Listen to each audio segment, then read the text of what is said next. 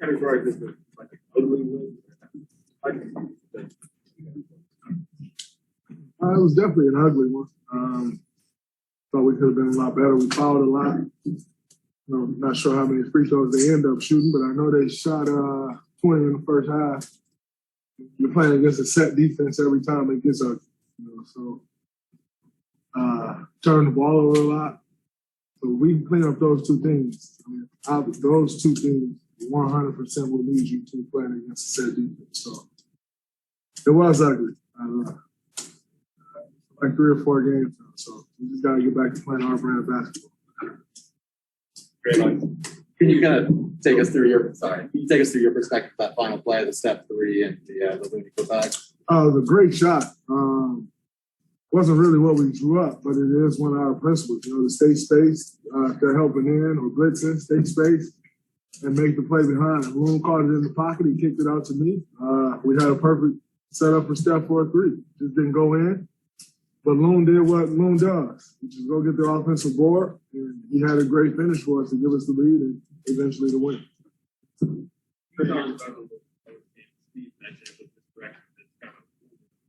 How are you seeing that affect the core product? Like I said, post-game, I think, subconsciously you just want him to get the record. So even if you're not going into the game saying, I'm going to give Steph the ball every time, subconsciously you want him to get to you. And, that's always a good option. So it's not like you're trying to fit a square peg into a round hole. Like, we play that way anyway, when we're trying to get stuff loose. So, are we looking for him a little more? Maybe, but I know analytics is heavy, so I would love for an analytical guy to go see if he's getting the ball more than he normally does. I don't really think so. But in saying that, we can be better. But again, if we're playing against a set defense every time, Steph's going to have the ball. That's our offense is built around Steph Curry. And the last 2-3 games, we've played against a set defense every play.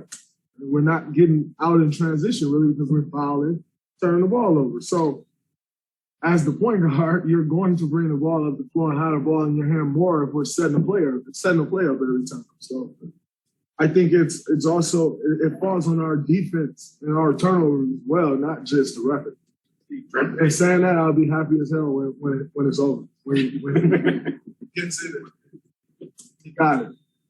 And ultimately, I think he'll end up beating his record by 1,000 plus threes. So I'll be happy when it's behind. Maybe Steph himself might be pressing a little bit because he's having Steph. I don't think he's pressing per se for the record. I think it's probably on his mind every shot he shoots, especially a 3. Naturally, as a human being, you're going to think about it. I do think he got himself into a little traffic over the last couple of games, over-penetrating. But if you're over-penetrating to the paint, that's not for a 3. So, I think most of his turnovers have come on mishaps out of the blitz or over-penetrating into the paint. That's not for a 3-point shot. So that's just some things we all can do better. It's not just Steph. And I like Steph Curry with the ball in his hand. So it is what it is. Draymond, you were pretty candid after the loss the other day on Twitter. And Steve yesterday talked about the importance of not losing 2 in a row. How much was that fueling you guys? It seemed like you played with a little urgency, intensity, I don't know, whatever word you want to use. It was definitely cool. You never want to lose 2 in a row. Obviously looking way far ahead. When you're talking about winning the West and trying to get home court, it's going to be tight. So you got to win the games that you're supposed to win, that you can win. And it's very important to not lose 2 in a row. So I was a little frustrated the other night. Very frustrated. I didn't sleep much. I think everybody was a little frustrated after the other night. That was a game in which we could have won, should have won, and we just didn't make the plays we normally make. So I was a bit frustrated, but it's good to come back and bounce back. Like I said, it wasn't pretty. It was pretty ugly, but we got it done. So that's all that matters at the end of the day. And obviously, Steph only needs 2 now in New York. And, that's different than 7 or 10 or 16. How do you anticipate? What do you anticipate the atmosphere, just the vibe tomorrow night? Well, we heard it here. Everybody wants to see the record broken, so everybody's cheering. It's not just our fans. Right. We just want to witness history. So I'm sure it'll be electric. Hopefully, he make the first 2 threes. He shoots in the first quarter, and then that's it. That's what I'm pulling for. Draymond, the team had 33 shots at the rim tonight. You took out the rim a lot, and you're second overall right now in rim efficiency on the year. How important has that been for you guys to put pressure on the paint? Our team is second in efficiency? Yeah. That's nice. You talk first. That's nice. I think that's been big for us. In today's NBA, everybody's trying to take the 3 away. That's just the way of life. That's the game. So if you can get in the paint and finish, at the end of the, when it's all said and done, you got to score. And whether it's a 3, whether it's a 2, you want high percentage shots. And if you get into the rim, those are usually high percentage shots. So it's great that we're 7. I think that's a mixture of a bunch of things. I think that's attention step draws and get guys open looks. I think we got guys that can get downhill, put pressure on the rim and drop balls. We got some guys that really finish well at the rim. So I think it's a mixture of a bunch of things, but that's great.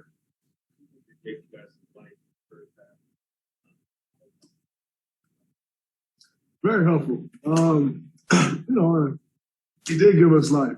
And, hopefully he can build on that. We can build on that, continue to get him more minutes. I think I've spoke on that before. I think, in order for us to go far, he's going to have to play a part in it. He just has some things that none of us other guys bring to the table. Some of the things, the tools that he has as a basketball player. As far as his quickness and speed, his athleticism, his strength, he's in youth. The majority of us don't have that. So I think he's going to be important for us. And tonight was big. I'm not sure how many minutes he played, but he worked his minutes, and 6 minutes. Plus 11. He worked his minutes. That's all you can ask for. Work your minutes. And then hopefully they'll grow. Was your assertiveness offensively a byproduct of the loss, a byproduct of the way the Patriots were playing? What sparked that? It seemed pretty clear from the start. I was a little disgusted with myself that I should have been more aggressive the other night, and I just never found a rhythm due to the foul trouble. And even more than just being aggressive the other night, I wasn't really involved in the offense at all. I just didn't have a rhythm. And so I just want to try to correct that right away. You start to let that build, and all of a sudden it affects everything else you're doing. So just wanted to try to correct it right away, come out and be aggressive. If the shot was there, take the shot, but just put pressure on the defense. And I don't think I did much of that the other night, and it bothered me. So I wanted to do that, and then also understanding that they got 2 big guys, and I'm quicker than them. So just try to use my speed, get to the rim. Shots there, take the shot. If not, drop it off. You mentioned the atmosphere a bit. Was it really that much different than the normal Steph Curry room game, or did you guys really feel that kind of? It's more. Like I said, everybody wants to see the record. So, the road game, we definitely have a lot of support, but it's a little different. If you're involved with playing on the record, which would you prefer, screen or pass? Pass. That won't count.